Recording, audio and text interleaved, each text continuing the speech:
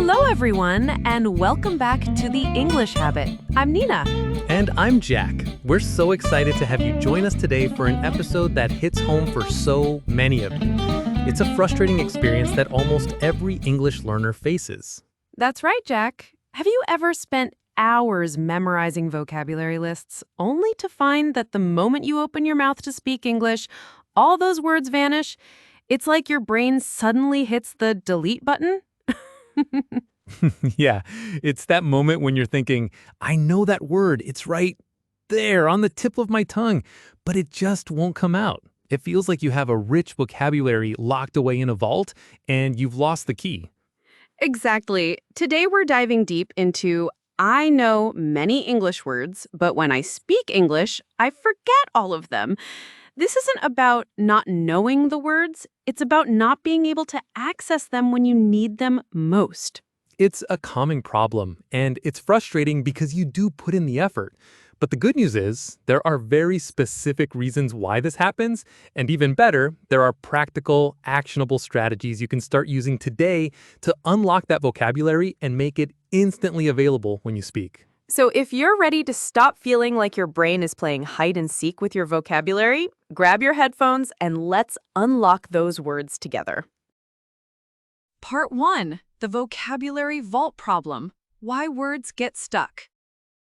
All right, Nina, let's start by understanding why this happens. Why do words get stuck in our vocabulary vault when we try to speak? Well, the first big reason is passive versus active vocabulary. You might have a huge passive vocabulary, words you can understand when you read or listen, but your active vocabulary, words you can produce quickly when speaking or writing, is much smaller. It's like recognizing a famous person when you see them, but not being able to remember their name in the moment. Precisely. Second, lack of contextual learning. Many learners memorize words in isolation, just a word and its translation. Your brain needs context to retrieve words efficiently. Words aren't just single items, they're part of a network. Example, memorizing happy is one thing. Knowing how to use feeling happy, made me happy, happy ending is another. It's like trying to bake a cake with only flour. You need all the ingredients working together. Third, insufficient real-time retrieval practice. Speaking is a high-pressure, fast-paced activity. Your brain doesn't have time to leisurely browse through its mental dictionary. If you don't practice retrieving words under pressure, they'll get stuck. It's like knowing how to play tennis strokes, but never playing a match. When the ball comes fast, you freeze. And fourth, anxiety and fear of making mistakes. This is a huge one, linked to our previous episode. When you're anxious, your brain's fight or flight response kicks in. It makes it harder to access complex cognitive functions like language retrieval. Yes, your brain focuses on the threat, making a mistake, instead of helping you find words. It's a self-sabotage mechanism. And finally, over-reliance on translation. If your brain's default is to translate from your native language, it adds an extra time-consuming step. By the time you translate and find the word, the conversation has moved on. So understanding why words get stuck is the first step to consciously breaking that habit. Part 2. The core principle. Connect and contextualize. Okay, Jack, if the problem is isolated words and slow retrieval, what's the fundamental solution to unlock that vocabulary? The core principle is connect and contextualize. Your brain remembers things better when they're linked to other things and when they're used in a meaningful way. Don't learn words, learn webs of words and situations. First, learn words in phrases, not in isolation. When you encounter a new word, always learn it with the words that typically go with it. These are called collocations. Example, don't just learn decision. Learn make a decision, reach a decision, difficult decision. This helps your brain retrieve the whole chunk. It's like learning the whole song, not just single notes.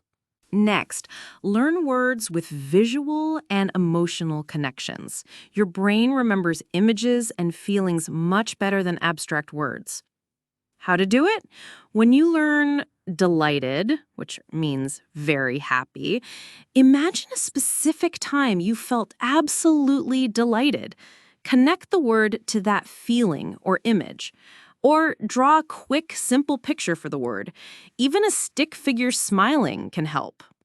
Third, group words by topic or situation, not just alphabetically.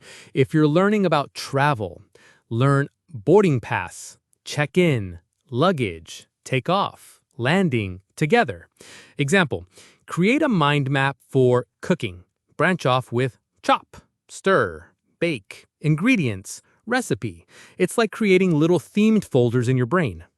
This builds a mental folder for specific contexts, making it easier to pull out relevant words when you're in that situation. Fourth, use new words immediately in a sentence that's relevant to your life. Make it personal. Example, if you learn the word procrastinate, don't just write it down. Think, I always procrastinate on laundry day. This personal connection cements the word in your long-term memory and makes it feel more yours. It's not just a word, it's a word you use. Quick pause here, English Habit listeners. If you're already thinking about how to connect and contextualize your vocabulary, please hit that like button wherever you're listening. It really helps our podcast reach more learners. And if you want more game-changing English learning strategies and to truly unlock your full vocabulary potential, make sure to subscribe to the English Habit and ring that notification bell. You won't want to miss our future episodes. Now, let's talk about how to actively practice retrieving those words faster when you're under pressure. Part 3. Active retrieval practice, making words instantly available. All right, Nina. Knowing words is one thing, but accessing them when speaking is another. How do we train our brain for quick retrieval? This is all about active recall and spaced repetition in speaking. First, the 1-minute description challenge. Pick an everyday object, your pen, your mug, a plant, and describe it out loud in English for 1 minute without stopping. Force yourself to find words. How to do it? This is my pen. It's blue. It has a cap. I use it for writing notes. It's quite old, but it still works well. Don't worry about mistakes. Just keep going. Even if you sound a bit crazy, who cares? This is genius. It simulates the pressure of real conversation, but you're only talking to yourself. It's like a secret training montage. Exactly.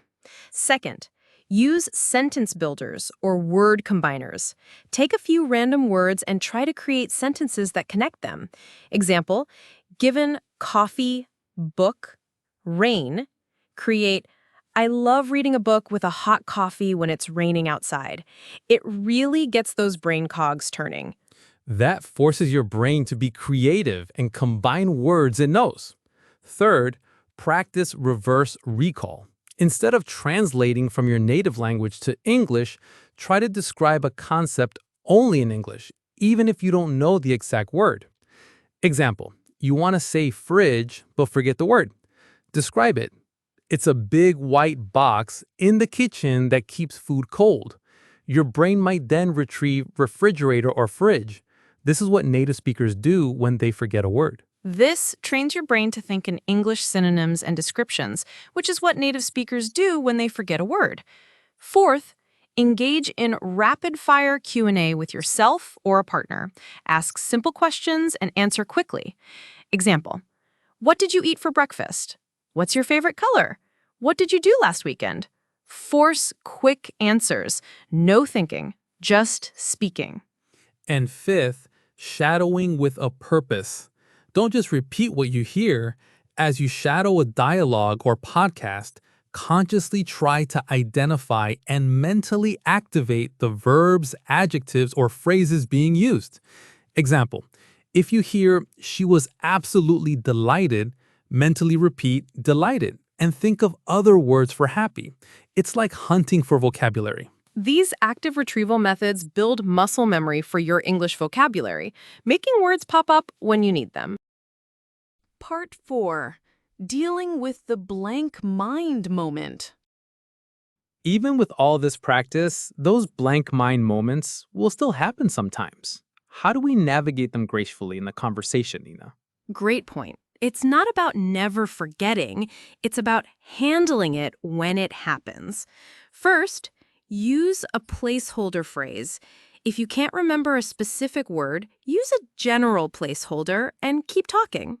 Example, I need to buy some, that stuff for washing clothes from the store, instead of detergent.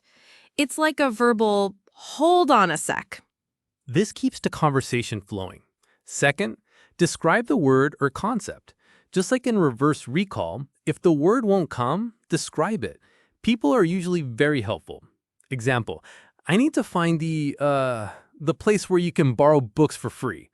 People will often jump in and say, oh, the library. Third, ask for help directly. It's totally okay to admit you're looking for a word. Native speakers do it all the time. Example, what's the word for, or how do you say in English? Don't be shy. Fourth, don't panic or over-apologize. A quick, oops, my brain is taking a vacation, or just a moment, trying to find the right word, is fine. Don't let it derail your confidence. Yeah, a little humor goes a long way.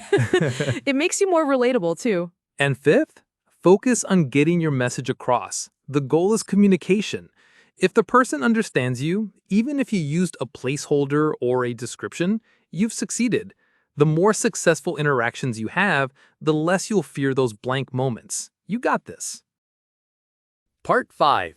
Long-term habits for vocabulary mastery. All right, Jack. For sustained success and true vocabulary mastery, what are the long-term habits our listeners should develop? It's about constant, varied exposure and active engagement. First, read widely and actively. Don't just read. When you encounter new words, try to guess their meaning from context. If you can't, look them up, but then immediately try to use them in a sentence or two in your head. So, it's not just reading for pleasure, but reading for vocabulary acquisition. It's like being a detective for words. Exactly. Second, keep an active vocabulary notebook, digital or physical. Don't just write words.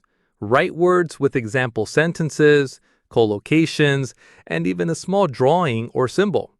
Review these regularly, actively trying to recall their meaning and usage. This turns passive learning into active retention.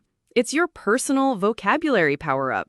Third, engage in real conversations regularly, even short ones. The more you put yourself in situations where you have to retrieve words under pressure, the better your brain will become at it. Example, try to have a 5-minute English chat with someone daily, even if it's just your language partner or a friendly AI. Consistency is key. And finally, be patient and persistent. Building active vocabulary is a marathon, not a sprint. Some days, words will flow. Other days, they'll get stuck. That's normal.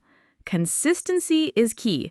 Celebrate your progress, no matter how small. Every time a word comes to you effortlessly in a conversation, that's a sign your brain is rewiring. And that feeling is amazing. All right, let's wrap this up. Today, we've tackled the frustrating problem of forgetting English words when you speak. Remember, it's not that you don't know them, it's about training your brain to access them efficiently through contextual learning, active retrieval practice, and managing anxiety. Now, we're curious, what's one specific strategy from today's episode that you're going to try to unlock your English vocabulary?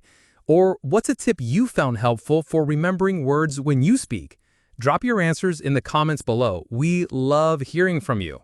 If this episode gave you the keys to your vocabulary vault and motivated you to make those words more accessible, please smash that like button wherever you're listening, subscribe to The English Habit for more game-changing content, and ring that notification bell. Thanks for listening, and remember, your words are there. You just need to practice finding them. See you in the next one. Bye.